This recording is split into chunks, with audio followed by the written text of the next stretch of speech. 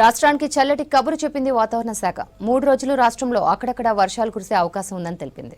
బంగాళాఖాతంలో ఉపరితల ద్రోణితో వర్షాలు కురవడంతో పాటు ఎండల తీవ్రత తగ్గుతుందన్నారు. సాధారణం కంటే 2-3 డిగ్రీల ఉష్ణోగ్రతలు తగ్గుముఖం పట్టే అవకాశం ఉందని తెలిపారు.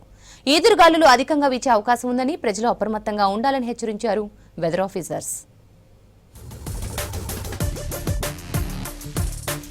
బంగాళాఖాతంలో ఏర్పడిన ద్రోణి మధ్యప్రదేశ్, మహారాష్ట్ర, తెలంగాణ, కర్ణాటక రాష్ట్రాలలో 0.9 కిలోమీటర్ల ఎత్తులో కొనసాగుతోందన్నారు వాతావరణ శాఖ అధికారులు. మరో ద్రోణి బలహీనపడుతుందన్నారు. దీంతో రాష్ట్రంలో వర్షాలు కురిసే అవకాశం ఉందన్నారు. మరో 2 రోజులు ఉష్ణోగ్రతలు తగ్గి 36 నుంచి 40 మధ్య నమోదయ్యే అవకాశం ఉందన్నారు వెదర్ ఆఫీసర్స్.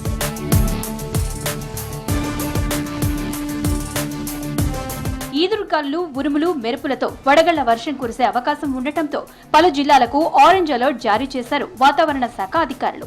రంగారెడ్డి, హైదరాబాద్, మేడ్చల్, మల్కాజిగిరి, వికారాబాద్, సంగారెడ్డిలో వర్షాలు కురిసే అవకాశం ఉండటంతో యెల్లో అలర్ట్ జారీ చేశారు వాతావరణ శాఖ అధికారులు.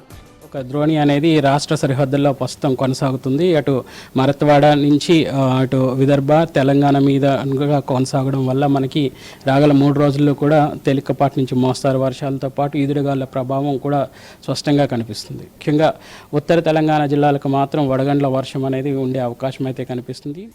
ఆదిలాబాద్, కొమరంభీం, ఆసిఫాబాద్, మంచిర్యాల, నిర్మల్, నిజామాబాద్, నల్గొండ, సూర్యాపేట, వరంగల్, హన్మకొండ, మహబూబాబాద్ జిల్లాల్లో వడగండ్ల వానలు కురిసే అవకాశం ఉందన్నారు వెదర్ ఆఫీసర్స్. ఉరుములు, మెరుపులతో పిడుగులు పడతాయన్నారు.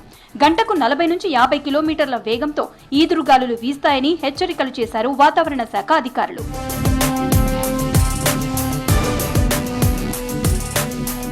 రాష్ట్రంలో ఇప్పటికే కురిసిన అకాల వర్షాలతో రైతులు తీవ్రంగా నష్టపోయారు.